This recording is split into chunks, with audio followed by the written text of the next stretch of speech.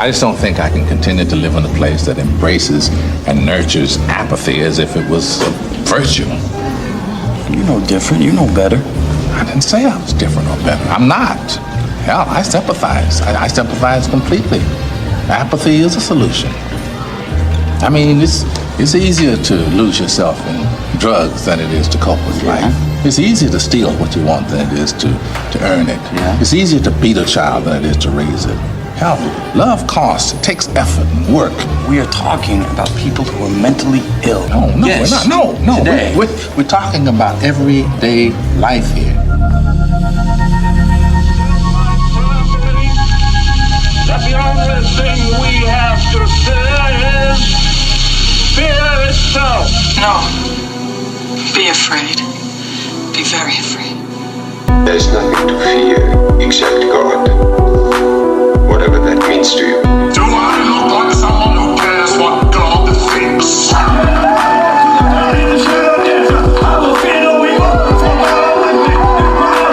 do I say this? Because we got Holy Ghost power!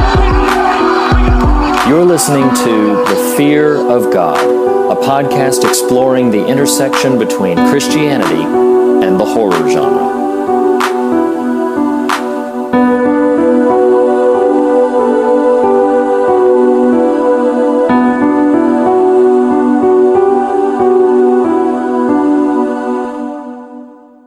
Hello and welcome to The Fear of God, episode 61. First thing I want to say, happy Halloween, everybody, because this episode, if you're listening to it the day it broadcasts, then we hope you have some exciting and fun Halloween things planned. We hope your October has been absolutely wonderful. Here at this show, we have a conversation every week about faith and fear, the intersection of Christianity and the horror genre. And who are we exactly? Well, my name is Reed Lackey, and I'm here in the room with a celebrity. I'm here in the room with somebody just immensely famous. You know that I have a proclivity to meet celebrities, and I have met one and brought one home. So, ladies and gentlemen, Mr. Nathan Rouse. Nathan, how are you? Reed, that's some kind of intro. I don't know if I can live up to all of that. But happy Halloween to you, my friend. Happy Halloween. Happy Halloween to everyone at home. This has been a very fun series. Oh, I've loved it. I've loved every bit of it. I don't think people know your pedigree. People don't know that you're the star of Shallow Hal. They don't know that. What is happening right now? Wow. Wow. Yes. So, yes, I was an extra in Shallow Hal. And I'm all over the trailer and certain scenes. And one day, hopefully, I'll have a better badge of honor, because I still have people occasionally on Facebook from my life 15 plus years ago who'll just email me, just Facebook me screenshots when it was on TV. Hey, there you are. And I want to say, yeah, there you are. So yes, thank you, Reed, for bringing up Shallow Hal.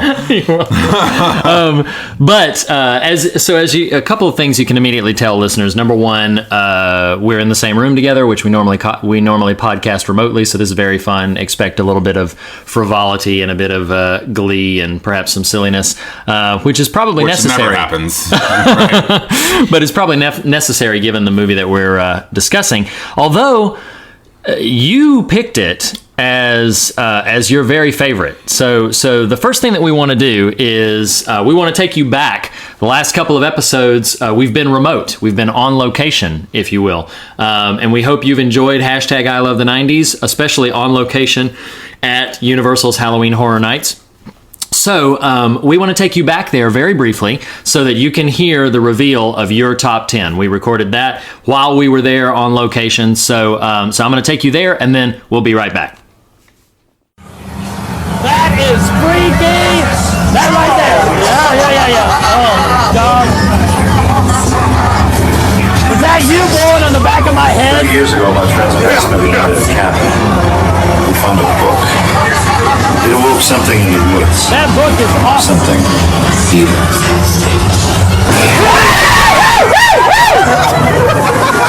I didn't even see it. Yeah! Ruby, baby! Bruce Campbell!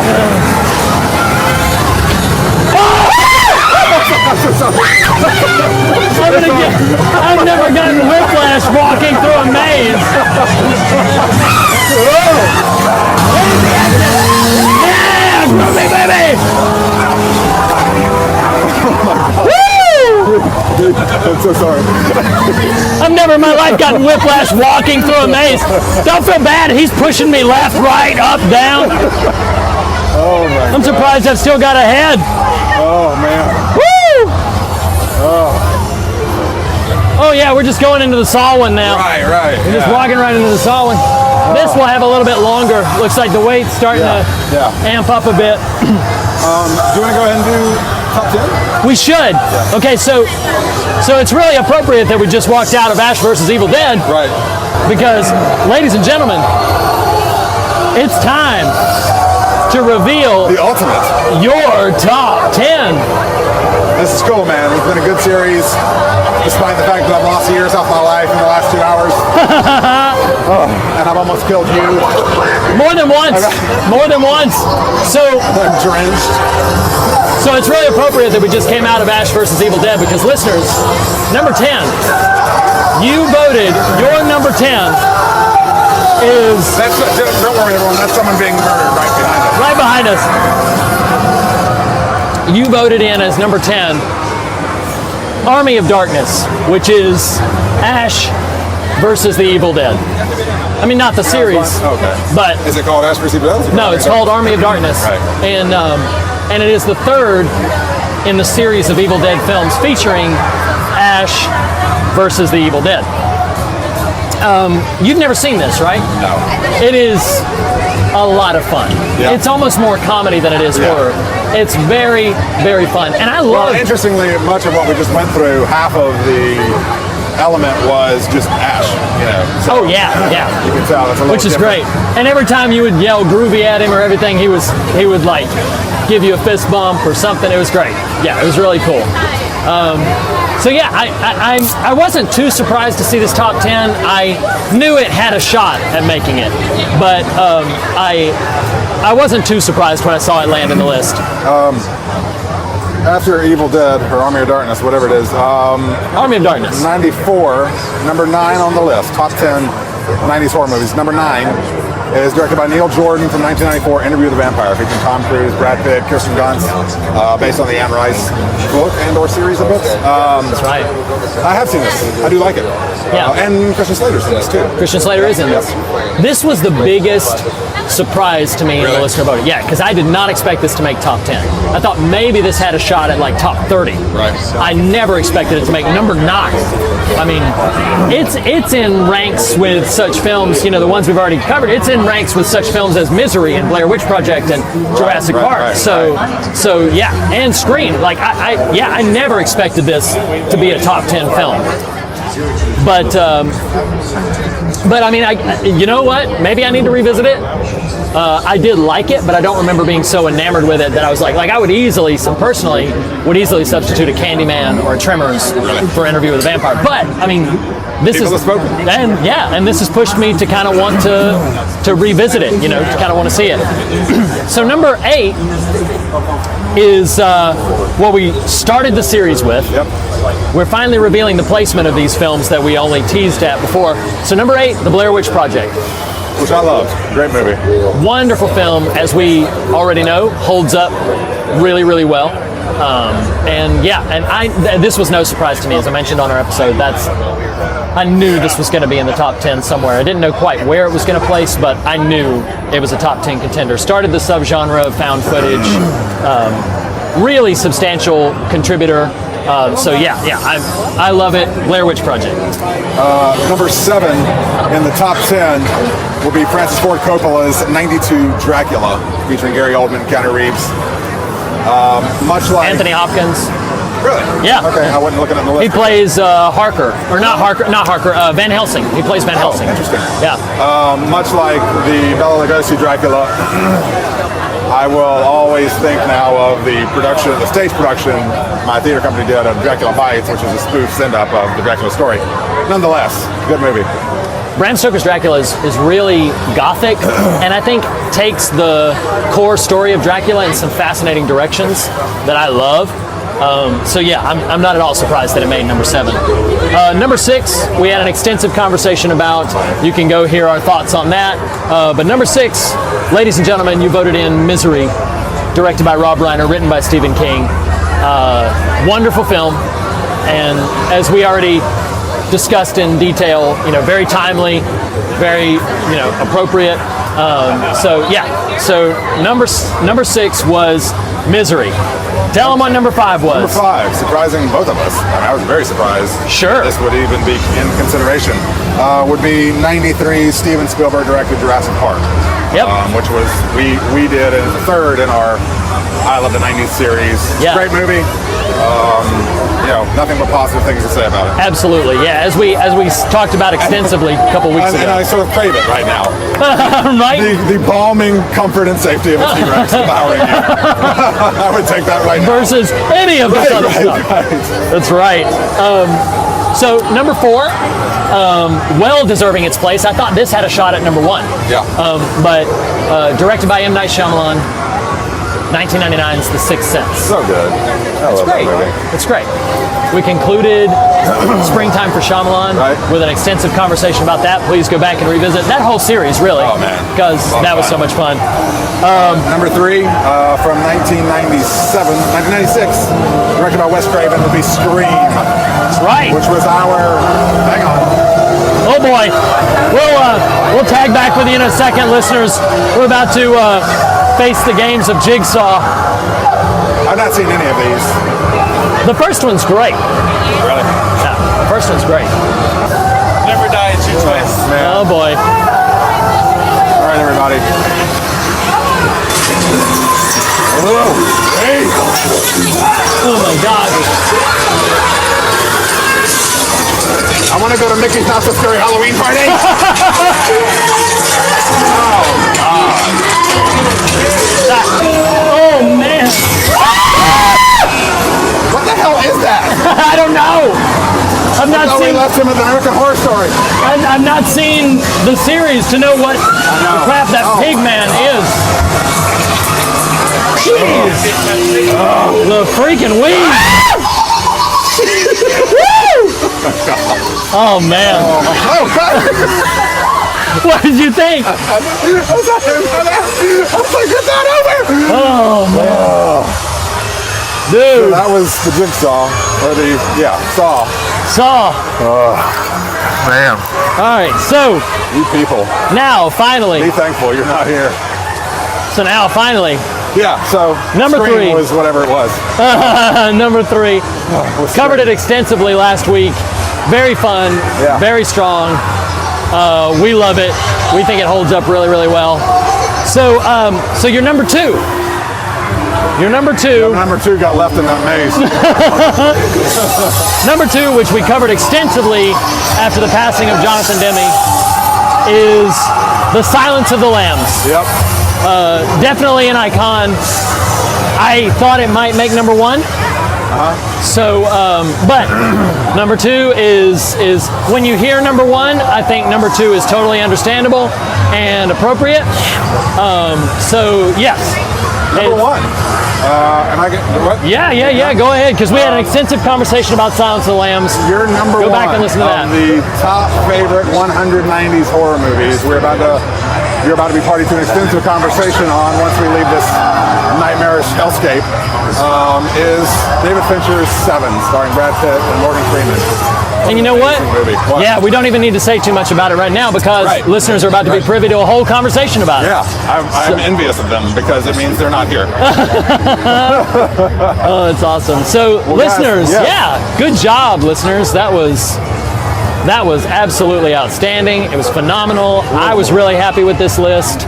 Nathan, Yeah, you doing all right? I'm here. I don't know that I'm like present and able-bodied or able-minded, but Sure. here. That's a big donut. That is a big donut. Big So that was scary your donut. top 100, top 10 right there. There you go. Yeah. Thank you guys. Thank you for your participation. It's been great. We'll see you in a minute when we're talking about 7. Welcome back, everybody. So, as you know by now, you picked the top 10, and that's what we've been discussing all month long. You picked Blair Witch Project, Misery, Jurassic Park, Scream, those were all in your top 10. Silence of the Lambs, Sixth Sense, Bram Stoker's Dracula. All of those are just phenomenal entries, and we really think that you've done a good job selecting your top 10. But you picked number one. Number one, you selected a really, summer feel-good film. A film with delights aplenty. I'm totally teasing, of course. It's still probably on record one of the darkest films that I've ever seen, ever. And that is David Fincher's Seven. So we are now going to have an extended conversation about David Fincher's Seven. And we will post the top 100 up on the Facebook page.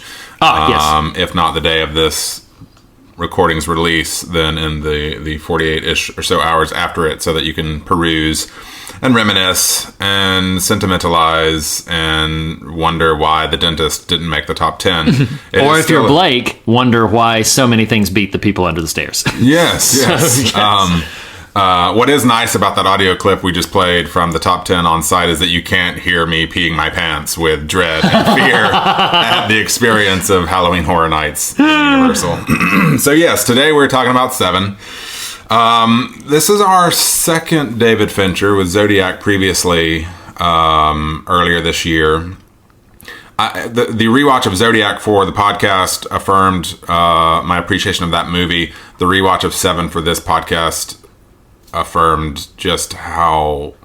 This is one of few movies I can point to. I don't know about you, Reed. One of few movies I can point to that I will unabashedly say is a near perfect in terms of just filmmaking. Sure. It is near flawless. And yet, at the same time, what it does to you as a viewer almost makes it... there are movies at times, so I'm thinking in this case of like maybe a Bone Tomahawk. You always recommend like Bone Tomahawk, which is a great movie, but with a caveat. Just bear in mind, it's a dreadful scene. Yeah, right. It's terrible. Right. Matt Wiggins, sorry, buddy. Seven, I don't know how to recommend it. Not as in I can't or wouldn't, but as in like, no, this movie is dripping with despair. Yeah. You have to be able, I would say you have to be able to handle anything. Like sincerely, wonderfully executed film, fully realized, and as you mentioned, near flawless in its execution and its concept. There's one ding that I'll give to it when we get to likes, dislikes, but near flawless in its concept and execution. But to watch it, you have to be able to handle anything. You got to be able to handle violence. You got to be able to handle gore. You got to be able to handle language. You got to be able to handle emotional distress and despair. But to me, this, we often talk about the vernacular of horror movie experience and like the jump scare versus dread or what have you. Sure.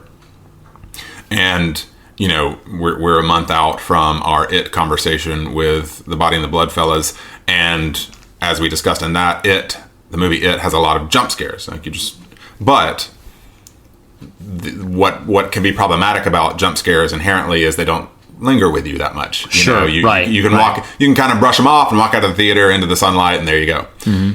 Seven, and this I have in my likes, from beginning to end, is a dreadful movie. Yes, it really is. The tone, the actions on screen, the thematic stuff, just all of it is dreadful. And I was unprepared. I don't know if my viewing of it caught me at a particularly vulnerable moment or what, but I've seen this. This is at least my third time, maybe fourth. And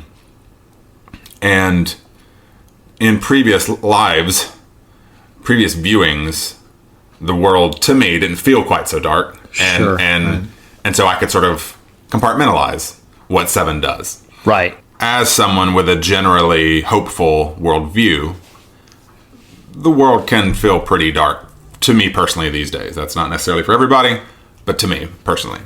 Right.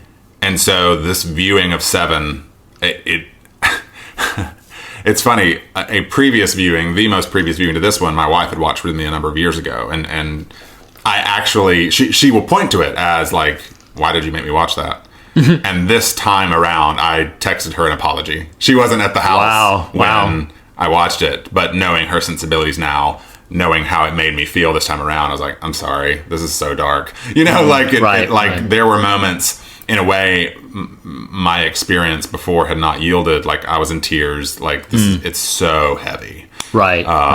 But anyway, that was sort of my experience of it. Describe for us, like, is this mini viewings? Is it just sort of intermittently through over the years? I think it's probably fourth or fifth viewing at this. Fourth or fifth viewing at this point. But it holds a distinct record. It is to date the only film that I've ever seen that made me actually lose sleep. Wow. It's the only one. I saw it when I was 15. Right. And it is specifically some of the things related to John Doe's treatment of his victims. Sure. Burrowed into my psyche in a way I wasn't ready for. Right. And I could not sleep that night. Wow. And out of fear, not restless, disturbed. Like Sure. I was scared. Right. And so, and Seven is to date the only film that has ever done that to me. Do you have, like, for me, and I haven't watched them all freshly, but this would probably be my favorite Fincher. Oh, yes. I did like Zodiac a lot. Yeah. And again, like I said, that reviewing for the podcast really cemented that affection. Sure. I like Fight Club. I don't. like, really? But yeah, I don't care. And granted, it's been since college since I've watched it, so who knows what a rewatch would yield these days. But I do like it. But Seven is just so. I mean, I texted you immediately after the most recent viewing for this and said, I think this is a perfect movie. Yeah. Oh, absolutely. I feel like it is just unapologetically bleak and needs to be. I'm actively resisting. I've done it a couple of times, so I'm just going to dive right here, and then maybe we'll bounce into a couple of trivial bits. My one dislike to the concept of the film has nothing to do with Fincher's directing, nothing to do with the execution, nothing to do with anything else. I do find it difficult to suspend my disbelief that John Doe's full plan could have reached its culmination so flawlessly. Like, when you think about the time beforehand that he had to plan, but then also how Mills's character plays into it ultimately, it all feels a bit convenient Sure. and perhaps a bit too preposterous. Yeah. But that one thing aside, if you accept, okay, just going to accept that this thing happened, then from there, everything works. Sure. From there, thematically, directorially, everything about it works, to that point. And, we'll get into this when we get into themes, but you mentioned just sort of in passing, it's a hard world. Like the world is hard. And it might be both. Are you speaking specifically to the real world or to the movies world? I'm speaking to both. Right. Now, like I know it's Halloween. One of the things that I love about Halloween is the opportunity, the time to sort of engage with things that are terrifying in a very fantastical and cartoonish kind of way. And our event at Horror Nights is, for me, a very cathartic exercise. I'm so sorry about all the things that happened to you, but it's very cathartic to me to be able to purge a lot of that sort of fear in a very fantastical, controlled, and safe kind of way. But then you look at what's going on in the world around us, and it's gut-wrenching and heartbreaking and can be terribly bleak, and I don't want to get us into themes, so I'll just sort of mention that as a teaser for some of the things I'm going to be thinking about when we get to themes. But by way of trivial bits, I have only one, and it's a doozy. So they do test screenings of films. That's a frequent common practice. They did a test screening of this film, and as you know, they can't say like what the movie's about because they don't want to influence the audience expectation one way or another, but they do say, and talk about audience expectation, they do say who the stars are and give some context for what those stars might have been in before. The test screening, Nathan, for Seven, said starring Morgan Freeman of Driving Miss Daisy and Brad Pitt of Legends of the Fall. Wow. And that test audience for Driving Miss Daisy and Legends of the Fall made their way into Seven. Wow. And it did not test well. Sure. It did not test well. But they ultimately, there's a lot of sleepless nights for the audience. I'm sure. I always just think that's so funny, just as an example of how test screenings can be. They can undermine their own logic at a certain point. But as far as trivial bits, that's really all that I had to mention. We can dive right into likes, dislikes, unless you had something. No, I don't. So I've already mentioned my major dislike. The big like that I would have on the film, so we talked when we mentioned Misery. This is a film that does not feel of the 90s. Sure. Tonally, it's aesthetic, it's general aesthetic. It feels apart from that. Right. It actually feels a bit more sort of late 2000s in terms of its general aesthetic. And I find that fascinating because this is 95. This is in the heart of the 90s. This is in the middle of the 90s. Well, and I thought you were about to say this. You could also make a case, not necessarily for the clothing and cultural elements, but you could almost make a case of like a 70s kind of noir vibe, you know, at the same time, like you just said. While, yes, this clearly takes place in New York City, you could sub in major metropolitan area. Right. I mean, now New York has its own, even that phrase does not quite do it justice, but there is a universality to this movie that actually makes it part of that scare factor, part of that dread. It's just, oh my God, you know, this could sort of be anywhere. I think for me, I've got a number of likes, dislikes. One, the top of the list, it just says, Morgan Freeman is so good. Oh yeah. And I cite a specific on this likes, dislikes list scene. It's the scene where he's riding in the back of the cop car with Mills while Mills tells the story of the guy whose name he can't remember. I think it's when they're talking about discharging the gun. Yes.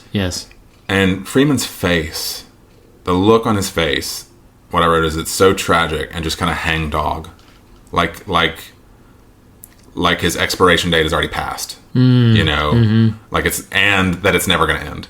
Yeah. It's just this bleak, sad moment in a movie full of them.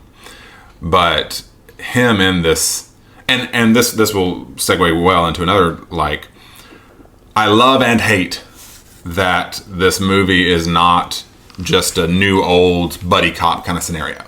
Right. That's your foundation. But it is not that. No. And what is so brilliant, and one of the things that are so brilliant, is the propulsion of the story is rooted in them, is rooted in their characters. Right. You know, Mills' passion. And his ambition. Right. Well, yes, his ambition, but his passion is what leads to the fate of all of them. Sure. You know, like in other words, John Doe taking advantage of him. And it's interesting, like, I hadn't thought about, though I once you started on this thought train, I sort of knew where you're going, the plausibility or not of John Doe's master plan. Like, I can sort of see both, because I think there's such a, and actually on my scare list, though I don't know that we're there quite yet, but on my scare list is the moment in the stairwell. Right. I mean, Brad Pitt seals his fate right there. Yes, he does. Yeah. And so I think, from that standpoint, I can kind of buy the plausibility a little bit. Like, the puzzle pieces we're just waiting for John Doe to find. Sure. And he kind of stumbles onto that one, and there you go. Right. You know? And so from that standpoint, it doesn't bother me quite so much, though I do recognize what you're saying. And you know, a lot has to work together for this all to work out. And you know what? I'm going to backpedal a moment. One of the things that I'm presuming, and the film never says this, one of the things that I'm presuming that John Doe always intended it to be found within the same week, but the film never says that. Right. So in another world, or if Mills wasn't in the picture, maybe the ultimate plan would have taken much longer. Right. It just, in my initial sort of assessment or expressing that dislike, there was this sort of an assumption that it was always meant to come together in the same week, but that I think is coincidental. The fact that it happens to overlap this 1 week and that it all does culminate that way. Well, and if anything, their involvement accelerates things. Yes. You know, I mean, them finding his place, all that sort of stuff. I love, just a random note, I love, that Spacey's name is not in the opening credits. Oh, yeah. Brilliant. That was his choice. Did you know that? Oh, really? I didn't know it was his, but Spacey specifically wanted his name out of the opening credits because he said then people who had seen him would be looking for him. Right. And so as an accommodation because of that, his name has a solo title card before directed by David Fincher. Just Kevin Spacey as John Doe. and then As in at the end. yeah. Yeah. And then that's it. So you know what? I said it's before David. I would need to go back and look at it. My memory is telling me the very first title card after cut to black is Kevin Spacey as John Doe, and that was a specific accommodation for him being left out of the opening credits. Well, it's brilliant regardless, you know. Just Yes, yeah. Because again, we talk a lot about expectations and all that sort of stuff. The unfortunate thing is, while this movie has a universality to it, I don't know you could pull that off today. No, you know? no, I mean, no. with the internet and being what it is. Meta knowledge, no. I love that Mills gets Cliff Notes. Yeah, isn't it great? As Morgan Freeman is doing all this research and finding all these books and the literary sort of component, and and Mills gets kind of overwhelmed by it and just. I love when Somerset's like, "Oh, you read it," and he's like, "Part of it." Right. It's great. Did you have any other specific likes, dislikes? No, I think the script is brilliant. I think that the character of Somerset is so wonderfully realized. He's so profoundly caring. Like, I think about like that scene in the library where he's putting all that stuff together. He's not doing it for him. Right. He's doing it for Mills. He's like, as much grief as he gives Mills and looks right in his face and like, it's too soon for you, like, then he's like, okay, well, let me give you all of these things. I mean, he does want to satisfy his own curiosity. He even says that at one point, but he is just a very caring, open-hearted person, which in the midst of the world in which he lives is staggering that he is able to maintain that. I wonder, does his conversation with Gwyneth Paltrow challenge the caring? I see. I understand what you're saying. No, I see what you mean. But he's regretful of that. Sure. I do think that you're validating what I was saying in terms of this is not, and you sort of wish it was because it might have a more rosier resolution. It's not a traditional kind of buddy cop. Like, he's not really on the case. No, right. Right. And he's just providing his sort of generosity of years to help. But again, that's the character beats. It's Pitt's ambition is propelling the narrative. Right. His generosity and courteousness and years on the job are helping him inform what Pitt does. Sure. But I thought you were about to say this in terms of his caring demeanor. His interplay with the library security staff is great. Yeah, that's really great. It's just really strong. So, you feel like jumping into scares? Yeah, because we'll probably have to spend some time there. Everybody, just hold on to your butts. Just get ready. Yeah, there you go. Hashtag I love the 90s. So, I've got about 6 or 7 here. One I've already addressed in terms of just the dreadful nature of the movie. First real jump scare to me is Sloth's awakening. Yeah. Sloth was at the forefront of my... And Sloth as a victim is at the forefront of the reason I was so terrified and stayed awake and everything. Just the idea of somebody coming tying me to my bed and I'm stuck there for a year and all that suffering and all this other sort of stuff. And that line is so chilling. He's suffered more than any man I've ever seen or any other patient I've ever seen, and he still has hell to look forward to. Wow. I mean, the doctor says it to Somerset Mills. Right. And I mean, that is a heartbreaking and devastating and terrifying line. Yeah, the Sloth is rough. The one that I don't even want to think about, Lust. I don't even want to think about it. I don't even want to. I don't even want us to unpack why that's awful. It's just so much. It's awful. Some that are not quite as flirting with theme as some others, but when Mills tells John Doe his name in the stairwell. That's it. It's done. Yeah, it's done. And I want to put a pin there because that ties into some other stuff. But pure, just kind of dreadful moments. The apartment building chase. Yes, that whole sequence. I mean, from the moment they see him down the hall. Mm-hmm. Oh, it's so good. Yeah. Oh, yeah. And I didn't know how that was going to happen or how that was going to end. First time I saw it, I was like, "Oh my gosh, we're about midway through the movie. Like, what's going to take place?" Oh, man. Well, one other one I have is just the word in all caps, detective. Yes. Oh, my gosh. Yes. Well, here's why that's terrifying to me. And here's why that's terrifying only on a rewatch. It's only possible on a rewatch. There's a shot. Mills is holding his gun on Kevin Spacey. After he yells detective? After he yells detective. He's holding a gun on Kevin Spacey. Kevin Spacey is in that moment saturated in his wife's blood. Yeah. And it's on a rewatch, you Right. catch that because Right. you don't know that's where. But I'm just sitting there. I was like, when I've seen that movie again, I can't escape that reality of that moment. Whenever I see it, I'm like, good Lord, he's It's funny you say that because what I'm in the scares thread of conversation, what I've tried to hold off on, but a lot of this other stuff feeds into is, and what I wrote down is knowing the ending. What is to come hangs over the last 30 minutes like a grim reaper. Yeah. I mean, that, the answering machine reference at the precinct. Oh, no. When they're shaving and he references her coming home again. Yeah. Like, if you don't, that's part of what makes this movie so expertly crafted. Yeah. If you don't know, these all just seem like incidental sort of things. Yes, right. But when you do know, it's horrible. It is. Yes. It's like emotionally wrenching. I remember even in the first viewing, Somerset's facial reaction when he opens the box. Oh, and we, man. thank God, in a film that is just unrelenting in everything else it shows. Thank God it doesn't show us the box. Yeah. Like again, I think that's, yeah, it shows you a lot of crap or a lot of just gruesomeness and grotesquerie, but I think that speaks to his talent. Yeah. Storytelling wise, filmmaking wise, is know what to show, know what not to show. Yeah. Oh, exactly. But the look on Somerset's face, and when he starts radioing in, John Doe has the upper hand. Like, and when he says John Doe has the upper hand, I remember even in the first viewing, I was like, "What is?" Yeah. What's in the box? What's in the box? You know, and I mean, I remember thinking, like, dear God, this is going to be awful. Like, I knew then at that moment, there's no possibility for a happy ending for this film. You kind of get it, the sense. Well, you know, that's the line from the movie.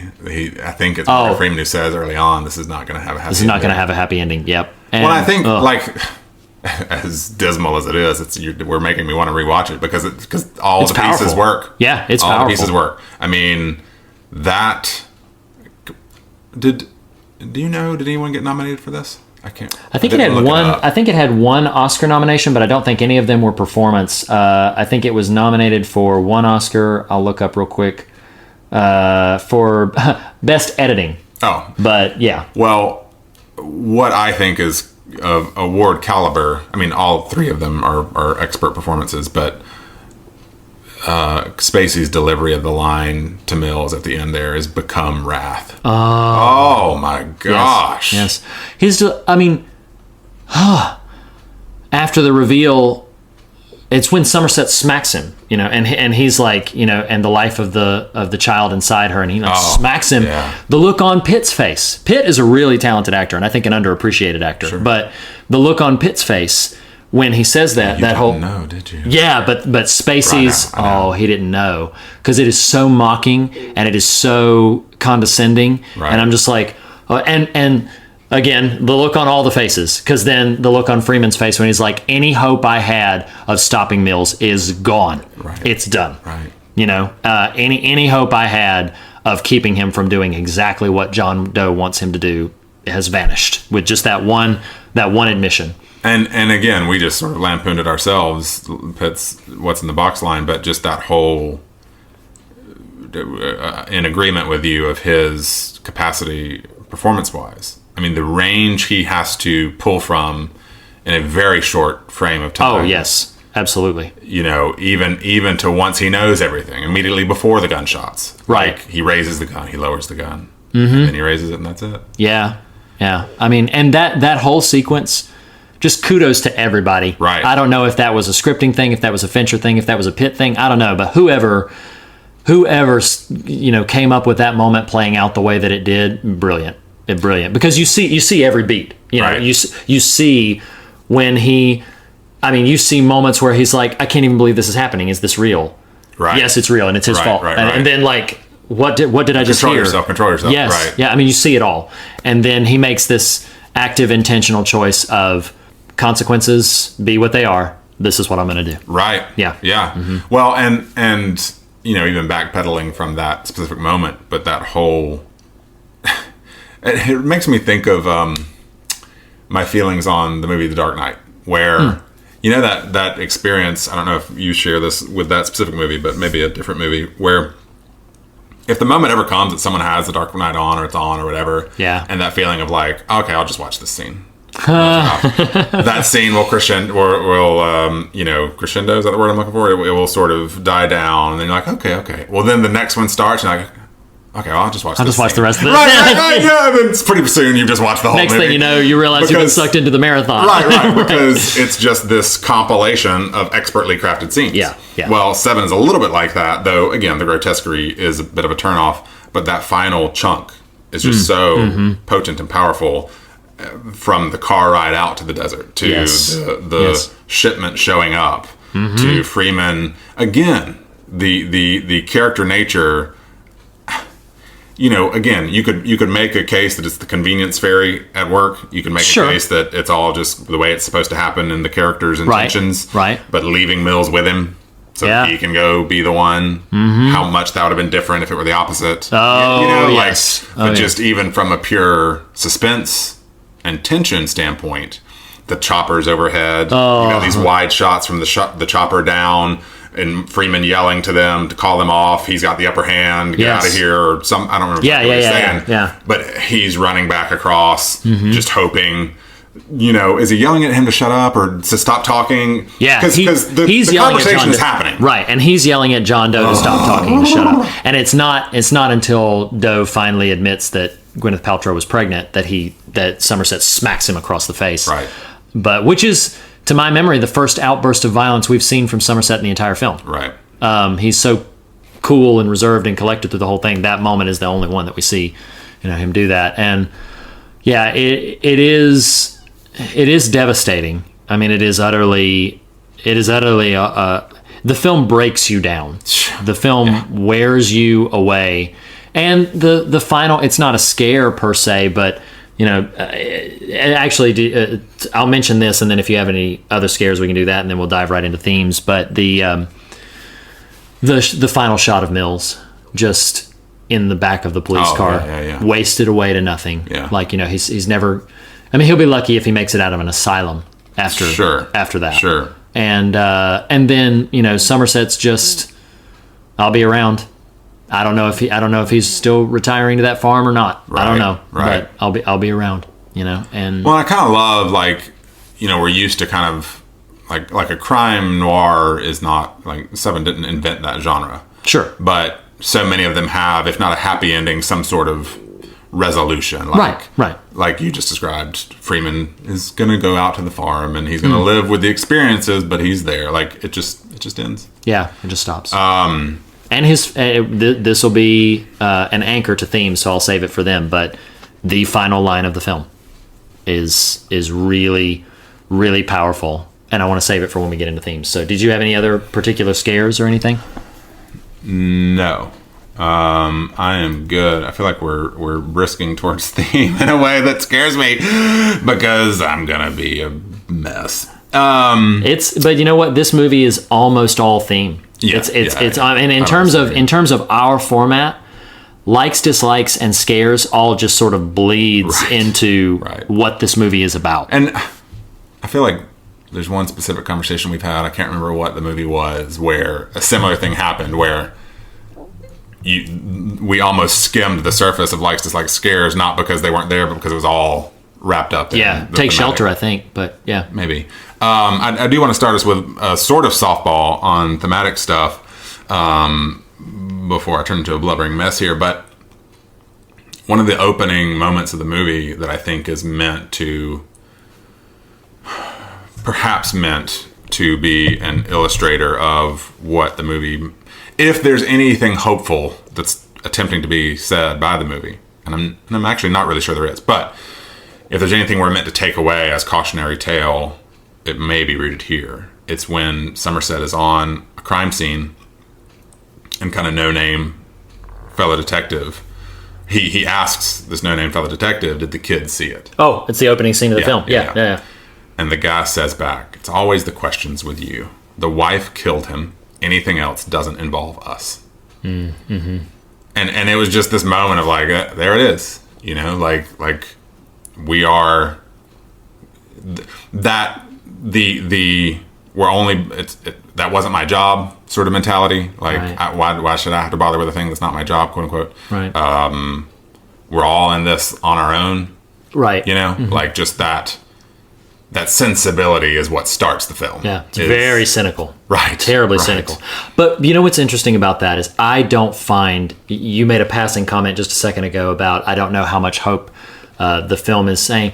This is a film, I go back and forth on this all the time, and I have arguments about this all the time with, just discussions, but I have discussions about this all the time with people who find my fascination with the horror genre disturbing. Mm-hmm. This is a film that is bleak and is unrelentingly, you use the word despair, and that's appropriate. It's a film that I would make a case is not utterly pessimistic. Now, here's what I mean by that. I think that the film shows us a hopeless situation. But in the midst of it, I can't ignore Somerset's presence in the film. Mm-hmm.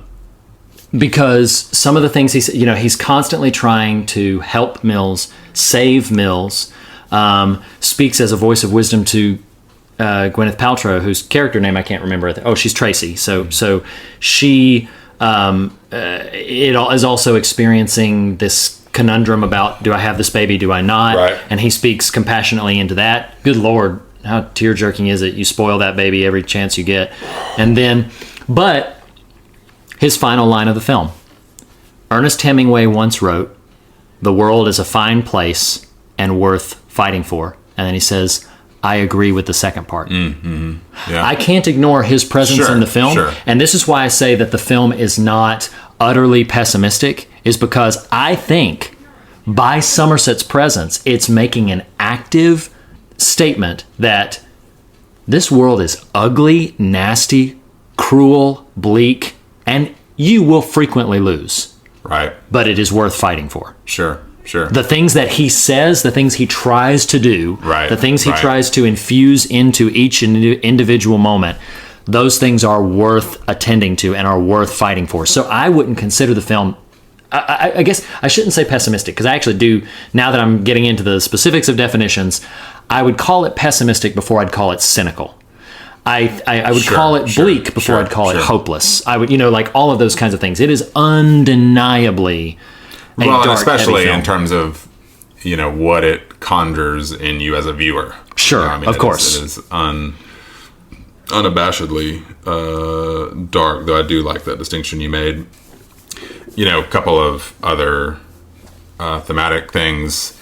You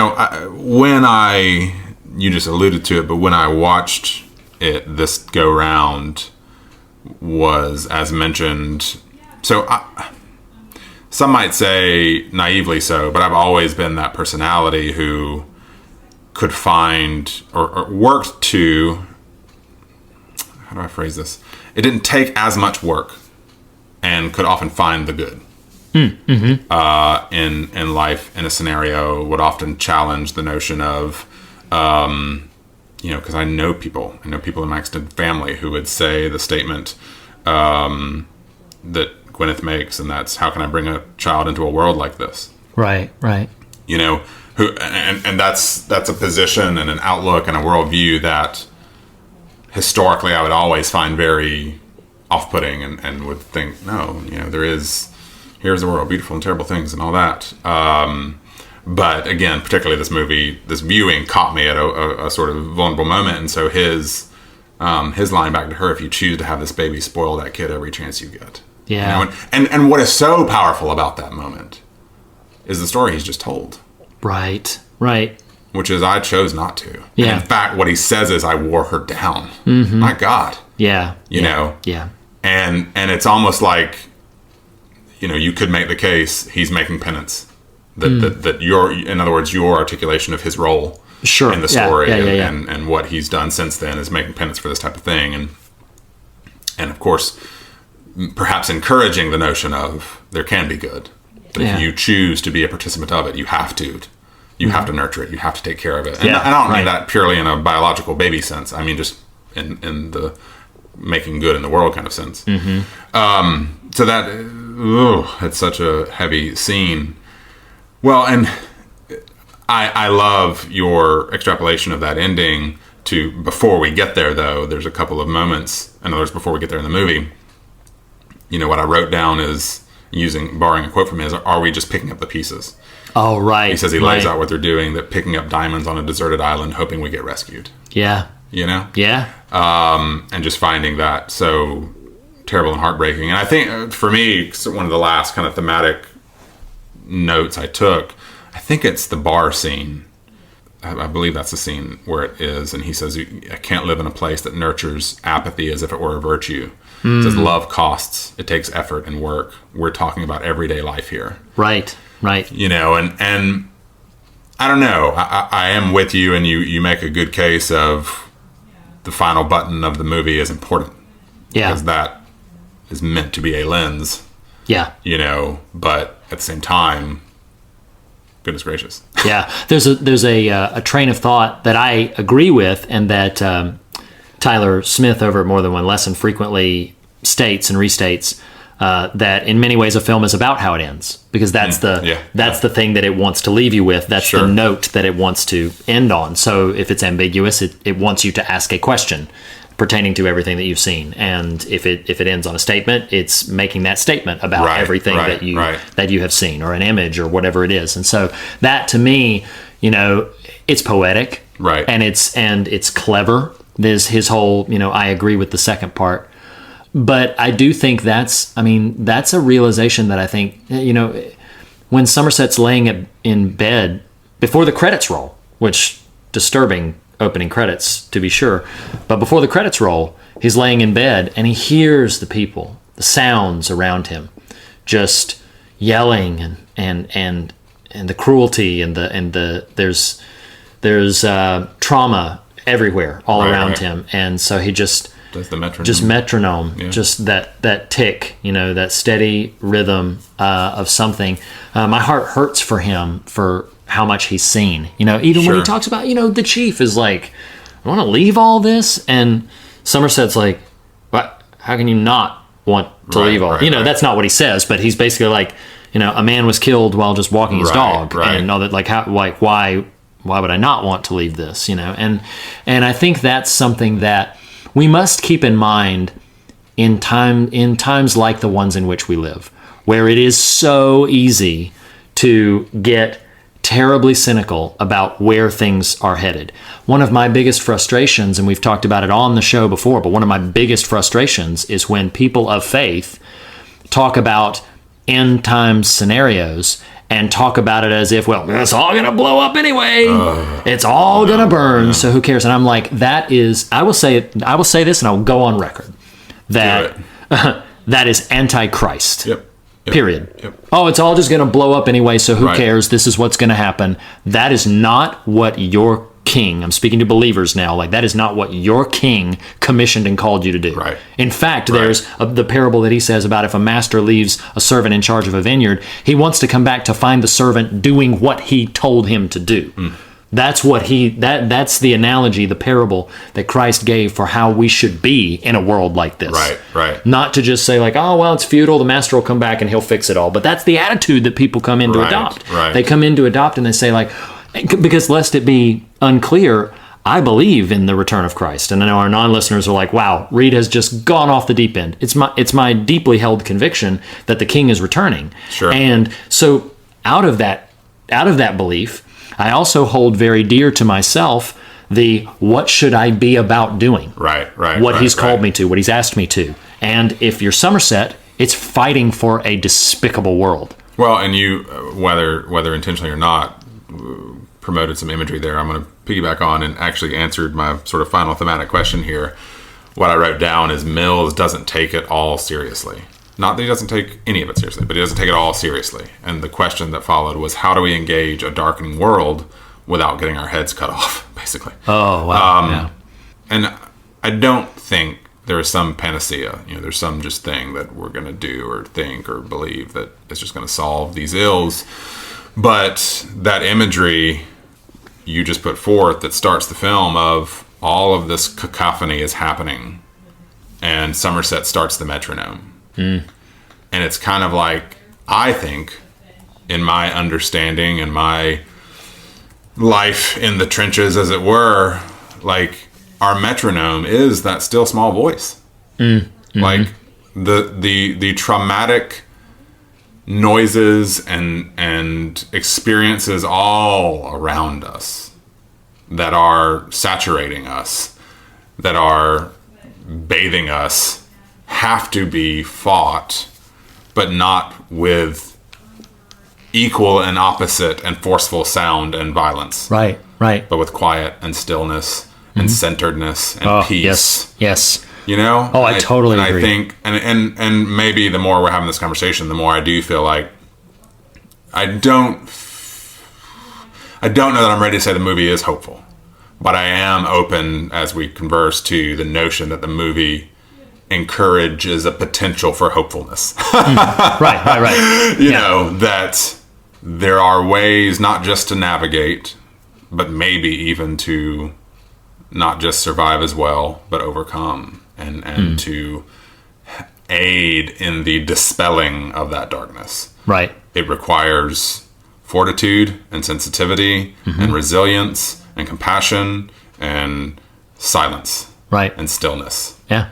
And I think what, and hear me, I'm willing to own this as much as whatever, but like perhaps where this movie caught me was in a moment where I had not been cultivating some silence and stillness. Right. When the voices do get overwhelming and oppressive. Right. And in a culture where in your phone are people screaming, in your pocket are people screaming. Yes. And all you do is tap the screen and it's all screaming. Yeah. And this fills your every moment. Yeah. Your vision. It's on you.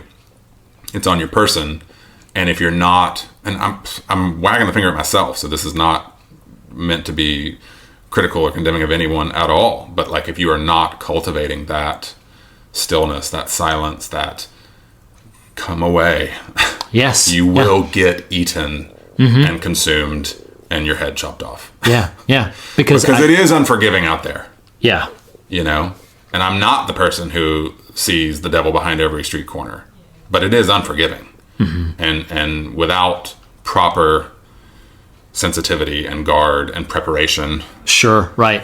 You will get beaten and battered. Yeah, no question. I love the connection that you've drawn between the metronome and the still small voice, because what does the scripture warn us about being double-minded? Double-mindedness, you're at the behest of the waves. If the waves go this way, you flow that way. If the waves turn the other way, then you flow the other way. But the steady, strong tree planted by the water kind of imagery is this centeredness, like you said. That is the track we were on. One of my most profound frustrations is with believers in the midst of a world that is in chaos, being even more chaotic themselves and reacting with chaotic reactions. And I'm just gonna explode on whatever else is here because everything else is exploding, and by God we need to do this, and by God we need to do that. And I know I myself can be a bit vocal about certain things that are going on in the world, and can even be a bit that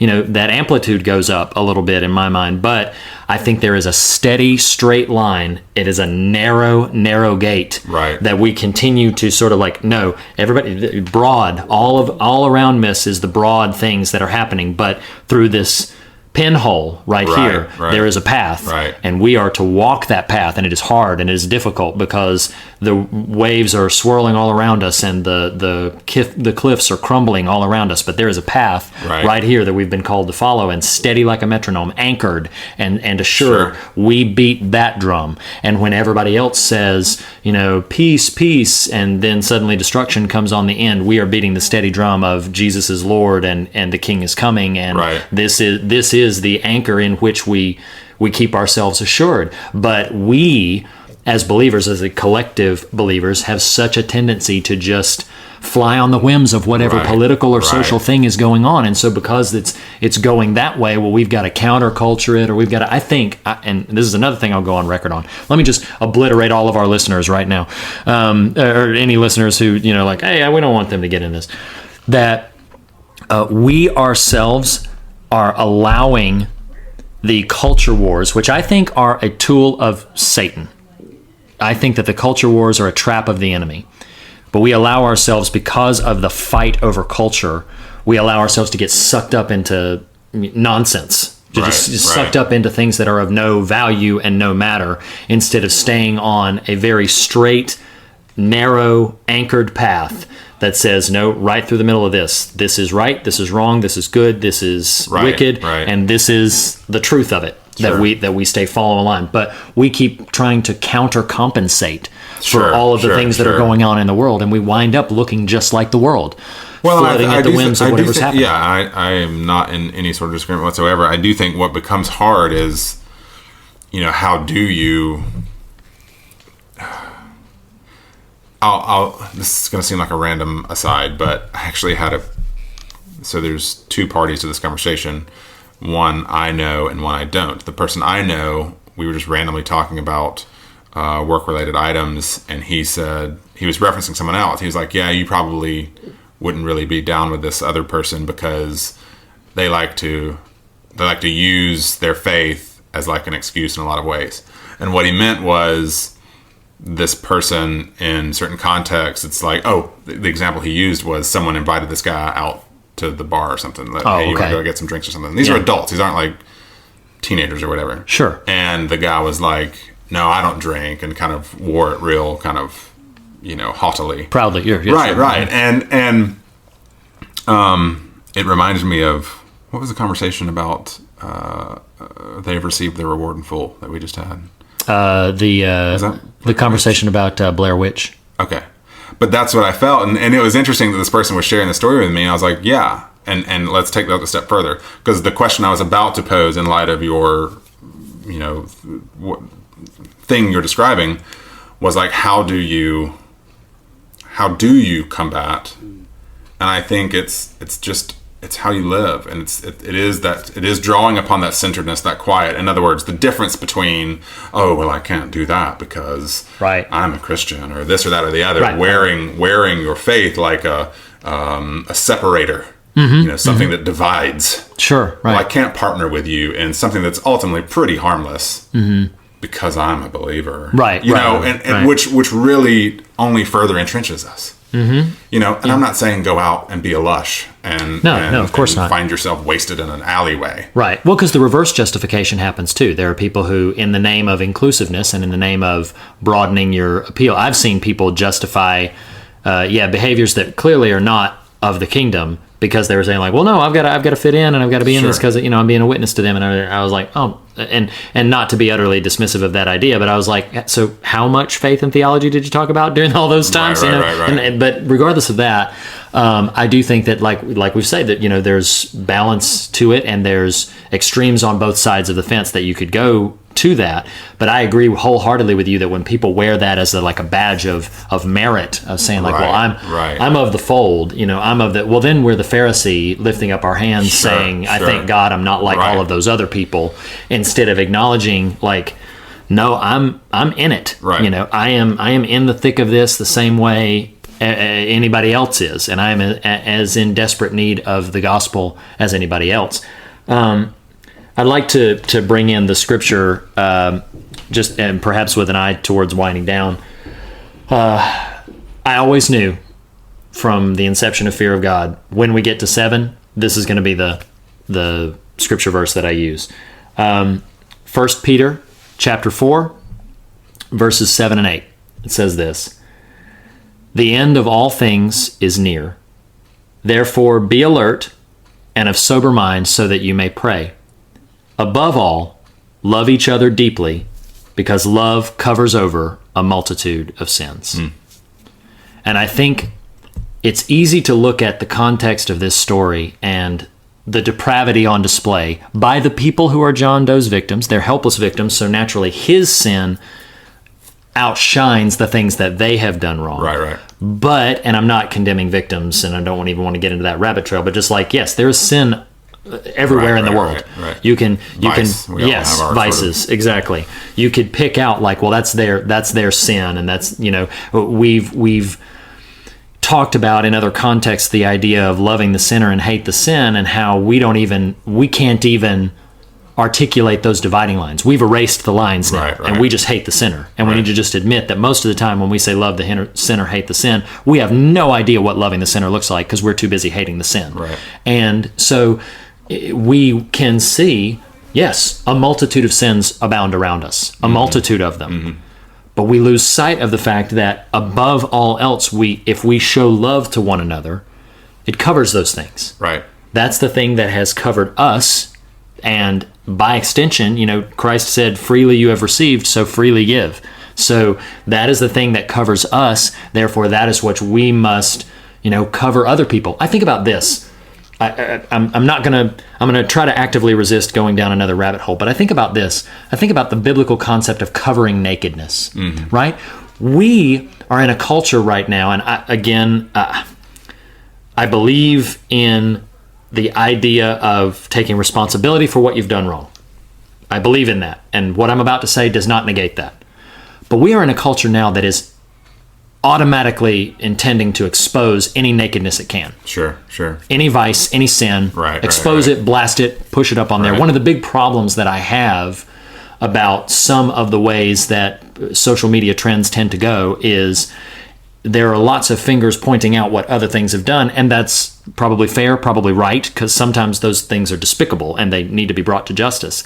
But I always have in the back of my mind, what did the person who posted it do? What have they done that if a light were shined on them would be broadcast out to everybody? Sure. Because that's what it is we are in a culture that is really driven by exposing the nakedness of other people. Right. Really driven. The vulnerabilities, the mistakes, the flaws, things that happened yesterday, things that happened 20 years ago, whatever it is. Right. And again, I'm not condoning actions. I believe in justice. I believe in responsibility. But we are in a culture right now that is very keen on what's the next scandal, and let me throw it up there. Whereas what would it do if we as believers, as the followers of Jesus Christ, were the habitual coverers of nakedness and the habitual clothing of those who were exposed and vulnerable? Right. And I'm not talking about justifying arrogance, and I'm not talking about justifying these dismissive behaviors that are clearly wrong. I'm talking about just simply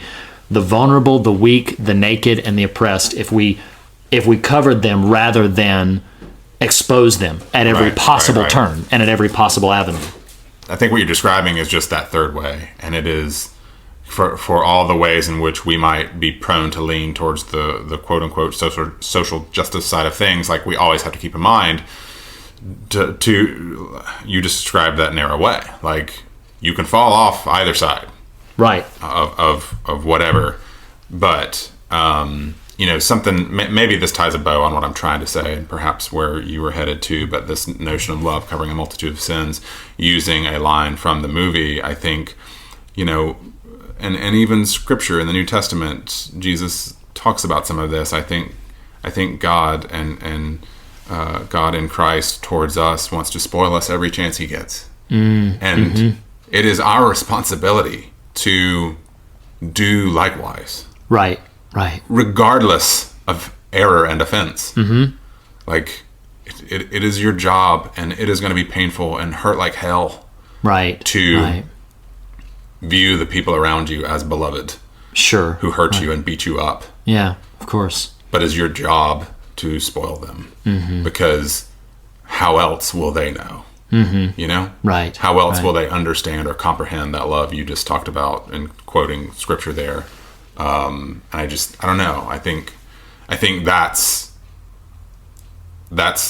almost the scariest part of it all. Sure. That is cross-bearing. Yes. Is permitting yourself to get beaten up, potentially to death by the world in an effort to display that love. Absolutely. Absolutely. Any other thoughts, or you want to dive into Mr. Pumpkins? You okay? Happy Halloween, everybody. I know. Enjoy the candy. Oh my gosh. People sitting in their bowls right now. I know. These guys are usually so much fun. This has not been a fun conversation. I know. I love the 90s. Hashtag I love the 90s, everybody. Right. Question mark? Your number one pick. Yeah, For hashtag yeah. I love the 90s. Well, and we knew that clearly we've known for a little while what the list was. We knew we wanted to finish with Seven. It is Right. One, it's a fantastic film. Two, not just from a filmmaking standpoint, but two, it gives a whole bunch of robust, ripe conversation potential, and it's heavy, no doubt. Sure. Right. But I think this has been a heck of a lot of a fun series. Oh, me too. I've had a blast. Yeah. Hopefully you guys will enjoy poring over the actual top 100 list, and we can continue the conversation from there. But before we get to that specific beat, let's bring in Mr. Pumpkins. Let's bring in Mr. Pumpkins. To lighten the mood a little bit. Yes, exactly. Goodness gracious. Fresh off of his animated special, we're going to bring in Mr. David S. Pumpkins. As we do every film, we rate this on a very specific metric of style, scares, and substance. And we're going to do that right now and aggregate that into an official number. Style is perhaps the easiest of these to rank. It's a 5 for me. I think there is no dismissing for a moment which I did on the episode, dismissing the potential preposterous nature of John Doe's ability to... is a strong word, like implausibility? Implausibility, okay. maybe. Okay, yeah. The implausible nature of John Doe's ability to do what he does. Right. It's flawlessly executed. Sure. It's cradle to grave. It is a near pitch perfect film. So 5 for me for style. You will get no kickback from me. It is a 5. Yep, absolutely. What about for you for scares? 5. This might be one of the scariest movies I've ever watched. Just because it just does not pull any punches. There's nothing supernatural about it, so I can't kind of write it off. Right, You know what I mean? exactly. Like there's no ghouls and goblins and scary things and serial killers that you can sort of compartmentalize mentally. It's just what people do to each other. Right. Yeah. And from that standpoint, it is so scary. So 5 for me. Well, no surprise here. 5 for me for scares. It is on record the only film ever that has ever made me actually lose sleep. I can't not give it a 5. Sure. It's the only film that's ever terrified me out of being able to sleep. So yeah, and for substance for me, this is a no-brainer. It's a 5. It's a 5 for me. Is this about to happen? I think this is about to happen. 5. Is this the first perfect score? Well, it's not the first perfect score. We gave Alien a perfect score, but Alien was 5s down the line? Alien was 4.5 for like one thing. One of our ratings was a 4.5. Okay. So this is the first time on the Fear of God David Pumpkins scale where both of us have both been like 5s across the board. Right. So there you go. Yeah, it's an easy math. It's a 10 out of 10. David S. 6 Pumpkins. 5s makes 10. Easy math right there. Oh, that's hilarious. No, and it's no surprise. I mean, honestly, when I saw it going into hashtag I love the 90s, I thought Scream had a shot at being number 1. Right. Especially based on nominations. Scream was our most nominated film. So most people included Scream among their nominations, but when it came time to voting, there was never a different number 1. Wow. From even the first few votes that began to come in, 7 ranked at number 1. The more votes that came in, it just further entrenched that lead. 7 was always the number 1. And it's easy to see why. Because it is such an impactful... Because we have a sadistic crowd that listens to our show. Yes, that's what it is. Because it's impactful and it's thought-provoking, and I think it deals with some things that resonate painfully but deeply with a lot of people. So yeah, I understand why it's number 1, and I personally agree, listeners. Yeah, if I was going to give it to anything else, I'd maybe have given it to Scream, but Scream's a little bit more fun and kind of silly in some ways. 7 is very serious, and it's very, very good. 10 out of 10 David S. Pumpkins. That's awesome.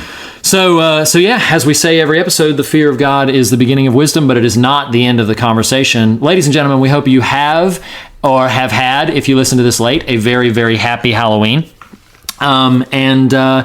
If you want to continue this conversation with us, you can do so in a variety of ways. The easiest and best way to do that is through Twitter. Nathan, what's our Twitter handle?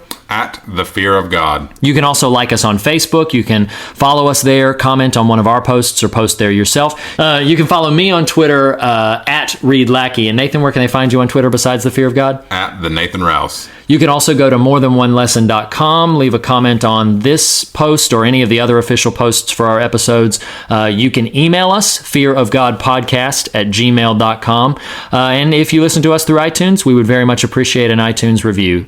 Ladies and gentlemen, congratulations on your listener-voted top favorite films of the 1990s. We hope you're happy with the list. I know you're not, Blake, but... and while we may be closing the door on the 90s for a season, we are opening the door on a little thing called the Upside Down starting next week. And I happen to have it on good authority that I think it's a pretty good conversation. That's awesome. Yes, I'm going to go watch some Stranger Things right about now. And we hope that you guys have a very safe and a happy Halloween. And thank you so much for listening. Nathan, thank you so much for having this conversation with me. Indeed, my friend. We'll see you guys next time. Bye.